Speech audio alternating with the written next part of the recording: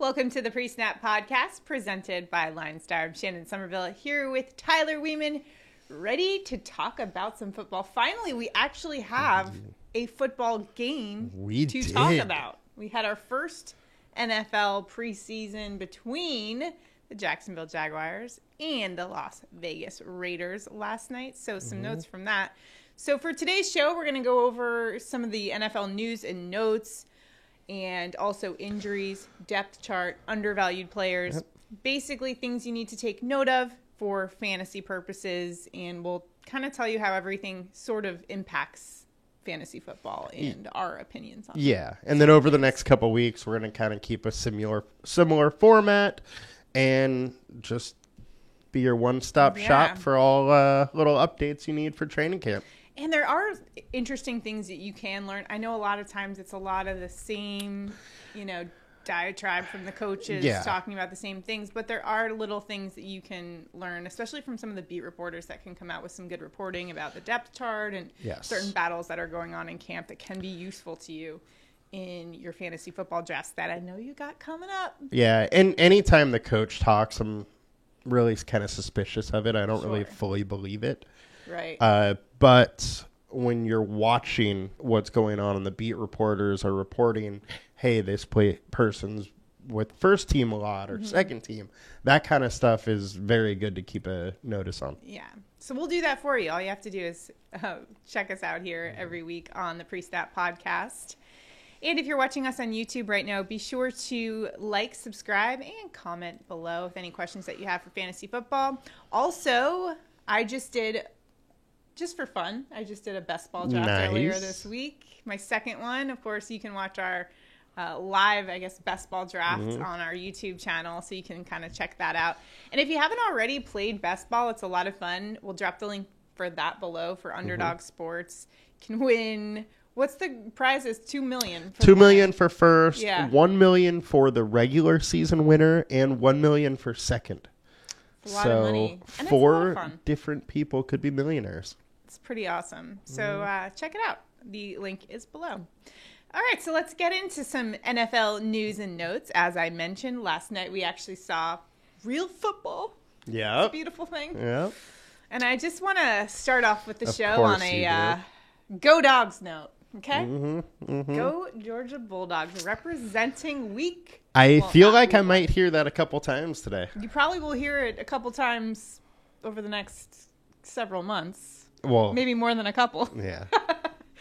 But Trayvon Walker had a sack last night of Jarrett Stidham, and Zamir White, another Bulldog.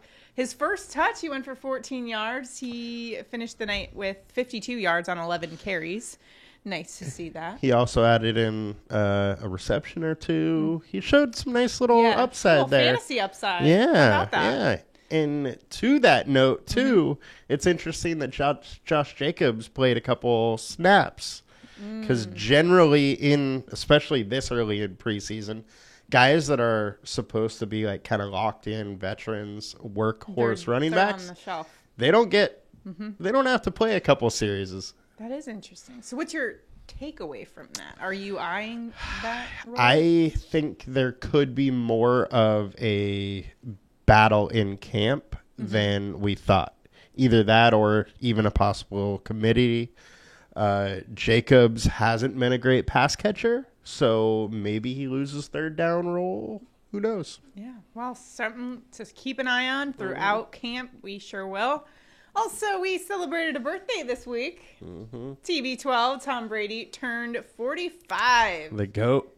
The GOAT turned 45. That's pretty awesome. And Leonard Fournette got him a nice cake. It was literally a 3D GOAT with happy 100th birthday. It's about right. He's getting up there. It's about right. It's like, pretty much. And, so some news. Go ahead and read that. Yeah, so some news out of camp, too, as it looks. There are indications the Bucs are looking to run the ball more in 2022 and make sure they get their money's worth out of $7 million for Fournette this season. Yeah. So. Also, so good note there for fantasy purposes. Brady, happy birthday, TB12. Yeah, Brady did throw an incredible amount of balls last year. I don't think that type of volume is sustainable out of him at his age, although He's 100. he's 100 and he's still playing football at the highest of standards. Next story we'll talk about is probably the one generating the biggest headlines this week in the NFL, and that's, of course, the Deshaun Watson suspension was handed down, 6-game suspension, and the NFL now appealing that suspension. They are looking for a much stronger penalty, a tougher penalty. League's probably looking for around a year plus fine and treatment. So that's kind of where things are at now, which does not bode well for Deshaun Watson. If the league wants a year suspension, do you think they're going to get it? Well, I know that the NFLPA today also put in their rebuttal to that year. The judgment is supposed to come quickly just because of, the season about to start and all that kind of stuff. Do I think they get it? I would be surprised if they don't get more games at least. So. All right. Nonetheless, Kevin Stefanski and the Browns are still having Jacoby Brissett work with the second team. Yeah. And, Deshaun's at practice and stuff. So. Yeah. At this point, I'm thinking they're looking at the whole season. And as it stands, they're going to have him for 11 games. So it's like he is the number one. He needs to get familiar with the system. So aside from the issue at hand with Deshaun Watson, from a fantasy perspective, strictly fantasy perspective, still worth the risk in a fantasy draft? In a best ball, yes. In a season long, I don't like to have 2 quarterbacks on my team. So if you draft him, it means you have to have 2 quarterbacks for at least 6 weeks. So I don't love it. Yeah, especially, I kind of see that sentence being a little bit longer there. Yeah, in a best ball, I think you can get away with it. I think you will probably need to go to more of a 3 quarterback build, but you're kind of going all in on Watson. If he's gone for the year, that team's probably done. So another suspension appeals case, we're talking Alvin Kamara. Now, he was supposed to have a court date. Now that is delayed 2 months. Yeah. So I guess he's good to go for the start. I guess he's good to go. I guess the conduct policy could step in, but there hasn't really been much talk of that. And I find that they usually don't act until... Yeah, they usually wait until there's a sort of a ruling. Right. Yeah. So, as of now, you're going to have him at least for probably the first half of the season or so. So I guess that's good news for... Yeah, or first quarter of the season, I should say. But something to definitely keep our eye on. And... man, the NFL has had its hands full of investigations, that's for sure. They just stripped Miami Dolphins of 2023 first-round pick. They fined Stephen Ross $1.5 million for tampering with Tom Brady and Sean Payton. The investigation found the Dolphins, primarily Stephen Ross, violated the anti-tampering policy on 3 occasions from 2019 to 2022 with Tom Brady and the agent for Sean Payton. So this one is wild for me. Not only the tampering thing, but also the court case with the alleged tanking. And the fact that the Dolphins were trying to get Flores to tank the team. Meanwhile, in that offseason, they go all in and try to win they're trying to win the Super Bowl. So it's like, how crazy. How do you go from paying to tank to going all in? And you had a good coach before. Right. Like, as a Jets fan, I was like, well, I'm happy they got, because totally. he was a great coach. Totally. And every team should have been lining up to get him. He was terrific for them. What I find interesting, so in the report, they say they did not find evidence the team intentionally lost games, which was alleged by the former coach Brian Flores, who said Ross offered him $100,000 for every loss in 2019.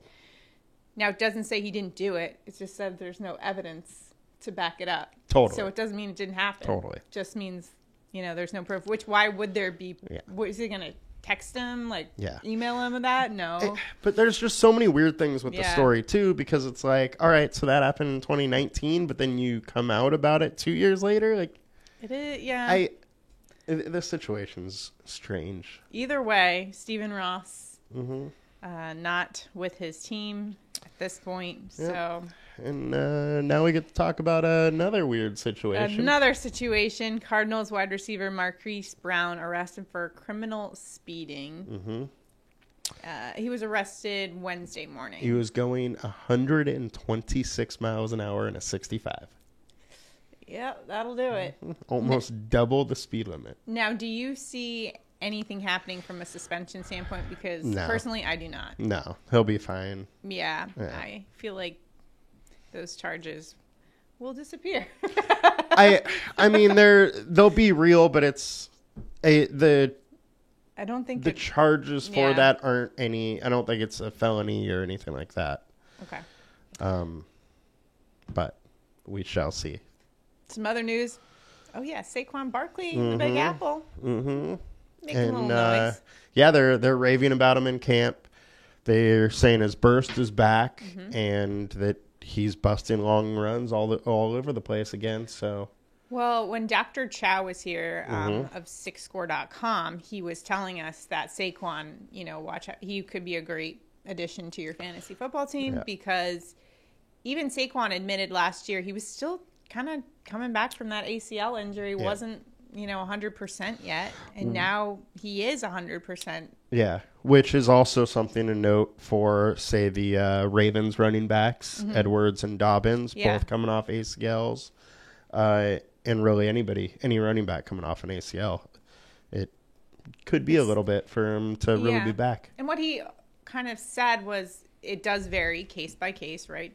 Do they have Of any course. damage elsewhere to the knee? And so check out SixScore.com and you can, read all about his analysis of the different players. In fact, we'll get to that in just a second. And very soon, all of that six-score data will actually be on LineStar too. We are working on importing it right now.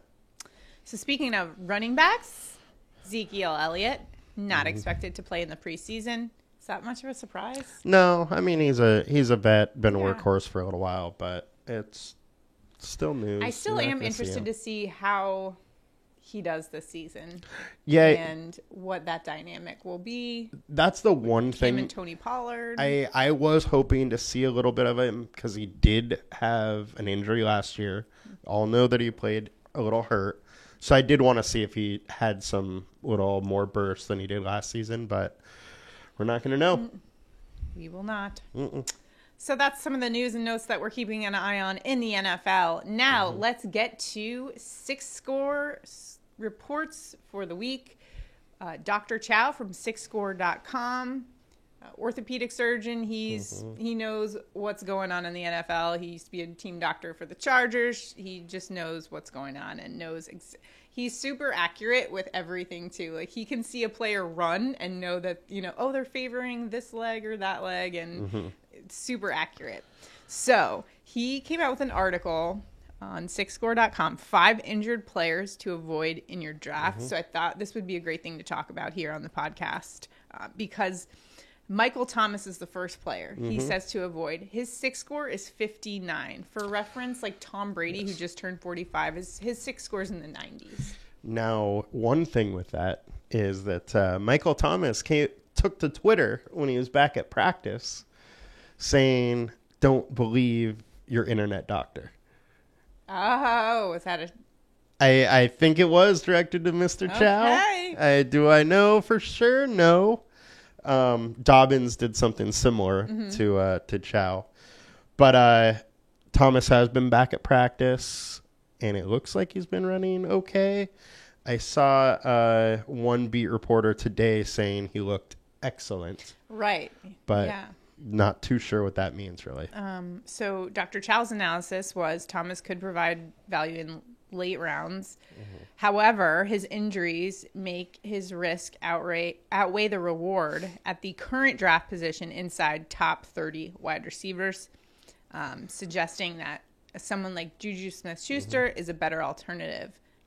He's being drafted around the same place. I guess for me, it depends on what type of league it is and like a best ball or... Yes, that is true. I would probably side with Juju as well. Basically just better quarterback and less concerns about the player as well. Yeah, his 6 score for Schuster is 96.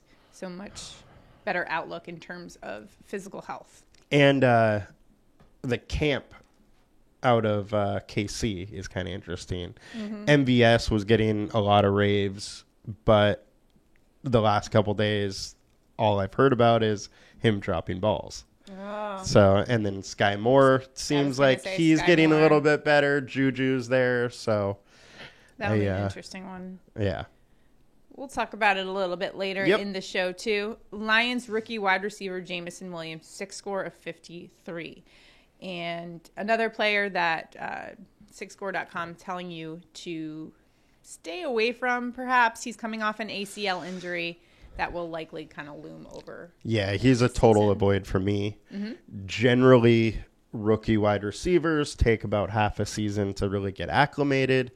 And without him having training camp and then missing time in the regular season, I would not be surprised if he just wasn't really a thing this year. Until maybe very late in the season. And I don't see them rushing him by any means. No. Or being in a position to want to rush him. Yeah. Right? Let's talk about J.K. Dobbins with a 6 score of 47. We did talk about that a little bit at the top of the show when we were referring to Saquon and how much difficulty he had coming back from an ACL injury. It kind of took him a full year.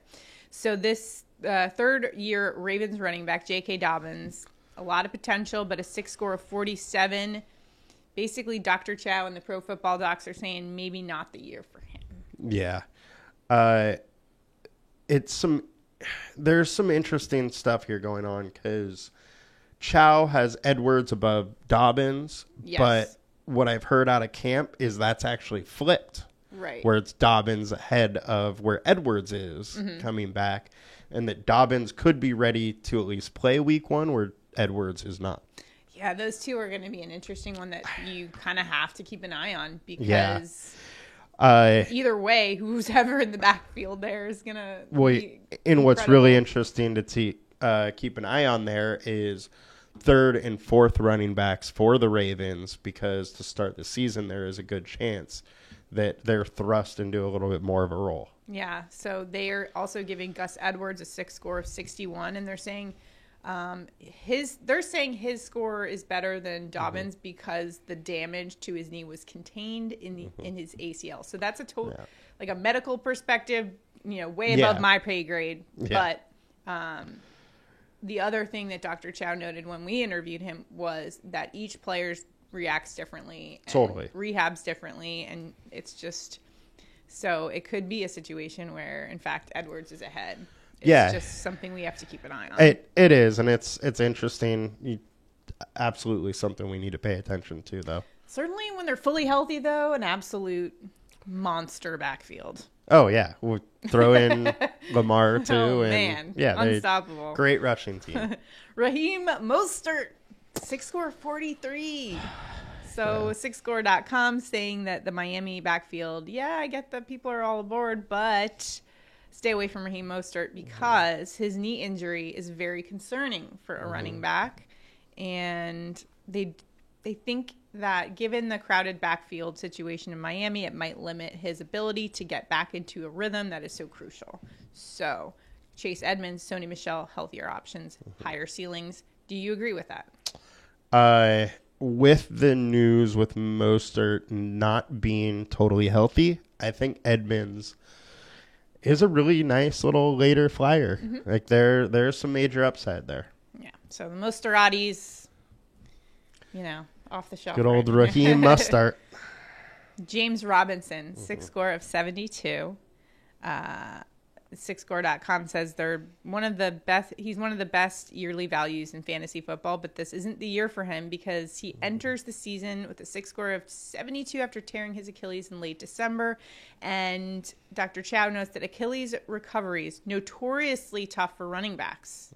So there's, go ahead. Yeah, and I mean, we saw Cam Akers come back very quickly last season with an Achilles injury, and he didn't have his burst. You know, he didn't look like himself. He was able to play, but he wasn't all there. And there's a good chance that that's kind of what we see out of Robinson as well. The Pro Football Docs suggest Travis Etienne provides slightly better value. Now, he was dealing with some Lisfranc injuries, also tough to come back from, but so Etienne's SixScore is 81. And there has been some good reviews in camp out of him, saying that he's pretty much the star of the camp. I've been all aboard Etienne. Covered him in college. I know he's a beast. You are. I am not totally there. I think that him and Trevor Lawrence might have some good seasons ahead. We shall see. Chris Godwin, some other injuries. These are not. So those are the players to avoid, according to Pro Football Doc. You can find that information, SixScore.com. It's really useful just to check it out, see what's going on there. And they also rank the teams in terms of health, which I think is really helpful for how they rank the teams. And during the season, they'll have matchups that show you kind of like the offense versus the defense and everything. And that is really, really good to kind of look at and helpful. All right. So some other injuries that we are keeping an eye on. Chris Godwin, first practice today, and he was with a brace and, not doing a whole lot, but hey, he was out there. No, but he looked like he was pivoting off his knee fine, and, we'll see how that goes. So Todd Bowles said Mike Evans tweaked his hamstring, which is why he left practice early today. Probably nothing. I did see Chow tweeted out about this too, and essentially he was saying that this is just a reacclimation injury, and it's a good thing it happened this early in camp versus later in camp, and that he should be totally fine. All right. Interesting one here. Yes. Matt Stafford dealing with bad tendinitis in his throwing elbow, and even Sean McVay said it's a bit abnormal for a quarterback. How concerning is this for the Rams? Or for fantasy owners as well? I mean, it could be kind of concerning. It really depends on how bad it is and what the sensation he is feeling. But there's a chance they could have to lean on the running game a little more than they had planned or did last year. Yeah, definitely one to keep an eye on for a quarter. He's got to throw. It's his throwing arm. Yeah. All right, Van Jefferson. What are you hearing about him? So Van Jefferson hurt his knee last week, I believe it was. He had a little procedure, so he's going to be out the rest of the training camp, but he could be back for week 1. So, and we had a lot of knee injuries last week. We had Tim Patrick, who tore his ACL. He is done for the year. So I hate when these injuries coming through in training camp, and it's just like a part of it. Unfortunately, it's bound to happen. I mean, it hit the Ravens hard last year with Dobbins and Edwards. But the Patrick one is significant fantasy wise. He was going to take targets from Judy, from Sutton, from Albert O. And now that all kind of opens up. Maybe a little bit more for those players. Okay. And KJ Hamler could sneak in there. So. James Washington, what's his? He fractured his foot. He is out for 6 to 10 weeks. And so it also looks like Michael Gallup won't be ready for the start of the season. So the Cowboys are going to be pretty thin to start the year. Yeah. How's that going to look? Yeah, I'm curious to see how. I think it's going to be a lot of Schultz and a lot of CD. There's still no timetable on Joe Burrow post appendectomy. I mean, it's nothing to get too concerned about. But he'll be fine. It was worth noting. Yeah, he'll end up being fine, but it is worth noting. Keep an eye on it. He hasn't been practicing for a while. He He's there. He's just not doing anything physical. Gotta stay healthy. Yep. All right. So that's a look at some of the injuries, and we'll keep an eye on everything for you. Now we're going to take a look at some undervalued players that we think have been flying under the radar a little bit. Mm-hmm. So, Go Dogs. you know what? I don't know if this is necessarily undervalued anymore. It was when I first told you guys about it in the podcast weeks ago. But now, of course, Steelers wide receiver George Pickens getting a little bit of hype. He is. All aboard the hype train. The second-round pick of Georgia has been putting on a show in camp, reportedly already working with the first-team offense. Which we're not that surprised about that. He was a second-round pick. Yeah, but apparently impressing a lot of people. Pittsburgh's beat writer Chris Adamski says George Pickens is not taking part in a special teams drill. It's just one drill, but could signify he's exempt from teams, which potentially signals he's already been tabbed for a significant role on offense. And now, it's just conjecture. Yeah. Well, the interesting thing to me about this is that they have Claypool running out of the slot a lot, and then Pickens is going out wide. So they definitely believe in Pickens if they're doing that. It is also an interesting role for Claypool because he's such a big body and, is kind of dynamic when he catches the ball. Yeah. Now, I'm big on George Pickens this year. I just know what he's capable of, given that I am a Georgia fan, so I know. And a lot of people didn't really get to see him because of that ACL injury he suffered in college. So it kind of took him out of the game until, he played in the national championship game, but that we've seen the flashes, or Georgia fans have, and know what he's capable of. And now I'm kind of loving that people are starting to. Yeah, he's good, and I never denied that. Tyler's like, My worry is that we have likely Mitch Trubisky starting, and the offense as a whole, because of that, isn't going to be a great offense, and they already have Deontay, Pickens, Claypool, Harris, Freiermuth. So it's just a lot of crowded. Yeah, a lot of mouths to feed. Yeah.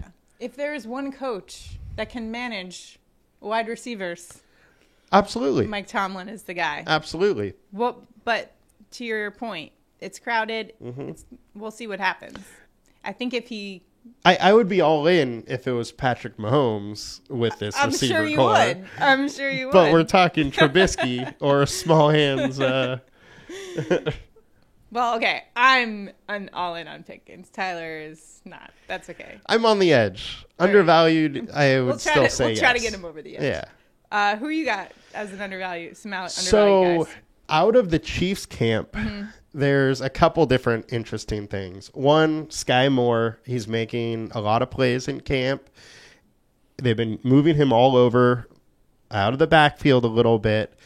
And then, so he's been making plays. And another one is in the running back room, Isaiah Pacheco, who he is a 7th-round draft pick, but he has been running with first and second teams a little bit.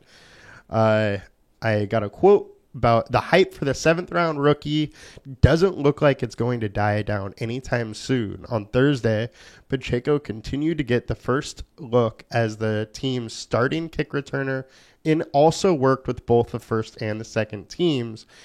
The article goes on to say that he has shown a lot of flashes and has shown some Kareem Hunt-like comparisons. So they are excited about him.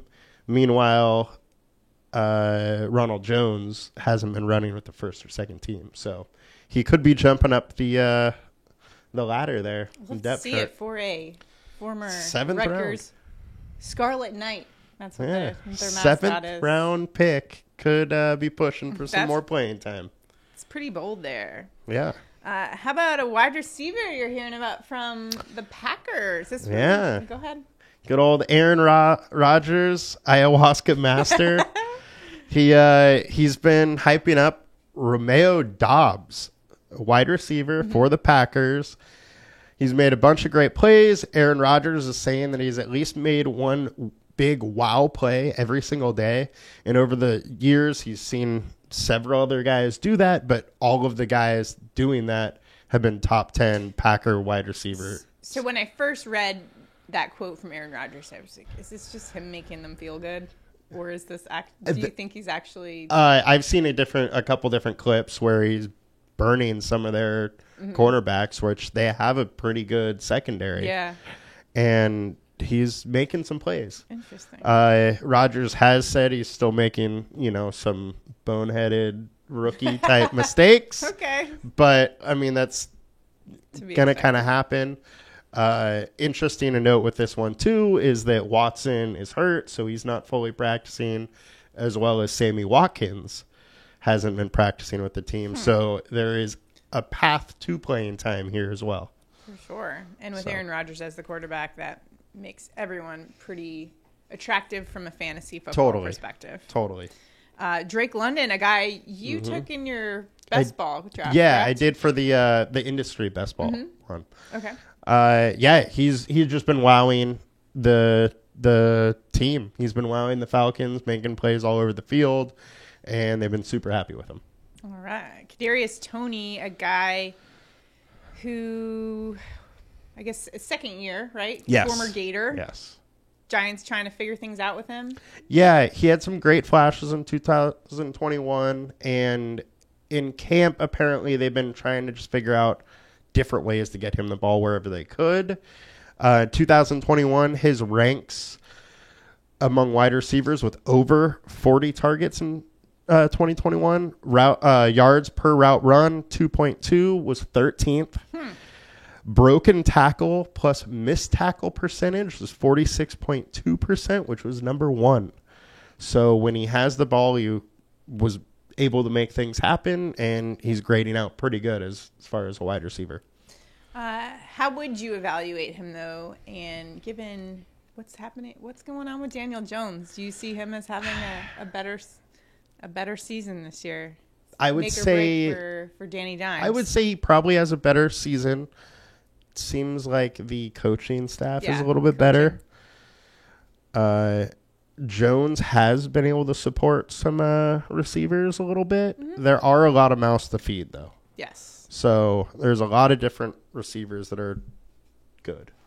All right. Now let's talk about Elijah Mitchell. Good things coming out of camp for him. Yeah, a lot of talk about him being the clear number 1 running back, and then he's just having a terrific camp and could be putting over some of those, running back by committee concerns with 49ers. that was the concern there. Yeah. They have had a different leader in rushing, right, the past 3 seasons or so? Yeah, so where he's being drafted right now, he's probably a very good value. Okay. And you mentioned the Tim Patrick injury and how that could kind of so things there. Lots of opportunities. Just more targets for everybody else. Jerry Jeudy and Sutton. We've seen Wilson support 2 top-end wide receivers. Yep, absolutely. Without it being 3 top-end wide receivers, there's a better chance that those 2 guys will end up so top their tier. Stock. Yeah, their stock's up. Up. KJ Hamler is a nice flyer now as a 3rd. And then the role for the tight end, Albert O, probably a little bit more secure. Okay. Now let's look at the Cardinals. Rondale Moore. What are you hearing about him in camp? Coach Cliff Kingsbury is saying a lot of good things about him. He's having a huge role. He's going to have a huge role, and that they want to make sure they get him the ball inside, outside, kind of wherever they can. And he's just going to play a lot more, and he's taken major strides this offseason. So they're excited about him. We obviously know that Hopkins is out for the first 6 weeks. Brown has this new legal issue. Maybe Kyler Murray is going to study. Maybe he studies, yeah. Too bad that was taken off the contract. All right, so some players to watch for. Yes. We'll obviously keep an eye on things, but it's also good to note this stuff for fantasy purposes, get you ready for your draft. So with that being said, we've also got to talk depth chart. Now, it is a little bit early in training camp to be talking depth chart. Usually we don't see a lot of huge moves coming this early. Yeah, and right now it's all kind of rumors and maybes here and there. But let's get to the rumors, shall Yeah. we? Miles Sanders taking reps with the second team. What do you make of that? It's a little scary for Sanders. Coach has been adamant that he is still their guy, but Gainwell had a good season last year, played a lot in the red zone last year, hence Sanders' 0 touchdowns. So where there's smoke, there could be fire. How about over at Foxborough? I love this one. Stevenson is pushing for a two-headed backfield with Damian Harris, and essentially what they're saying is that he is the pass-catching back now. Oh, really? So, or a majority of the pass-catching is going to come from him. After 2 days of the camp, he tied the team in receptions. So wow. He seems like he's going to be more involved. Damian is still the number one, but maybe he's carving out a little bit more of a third back. So Ramondre Stevenson, fantasy stock on the rise. It absolutely is on the rise, and if anything happens to Harris, Stevenson's going to be a beast. All right. And lastly, Isaiah McKenzie. What have you heard about how he's doing in camp? Being a wide receiver in the Bills' offense is a good spot to be. And Jamison Crowder's missed a little bit of time, but even before he missed time, word in camp is that McKenzie is playing great and really pushing to be the Bills' third wide receiver, and that his route running has stepped up significantly this offseason. Now, when you hear some of that stuff, are you hearing it from the coaches? A lot of beat reporters. Yeah. So it's people watching. I try not to rely too much on the coaches. Yeah, for good reason. We talk, coach speak. Wasn't it Belichick that said this week? I don't care about your fantasy team. And why would they? Of course. Tell me something we don't already know. Yeah. Belichick. And it honestly though, but thanks for Bill being that way, because then there's other coaches like Pete Carroll who will just be like, oh yeah, he's great, and then just not play him, or Carroll's the worst. That's why we don't trust coaches. Yeah. Okay. All right. So lots still to get to. It's fun to see some of these games that we'll be seeing over the next weeks, but we'll be keeping an eye on everything that's going on in training camp to help keep you guys informed about everything that's going on, and people you should be on the lookout for daily fantasy purposes, and also to get you ready for the season. If you're playing in those daily fantasy contests, you can kind of start to get an idea of who you want to target on a week-to-week basis. So be sure to also check out Underdog Sports to enter in now that we've given you all this information, go use it. Check out the Underdog Sports Best Ball Draft.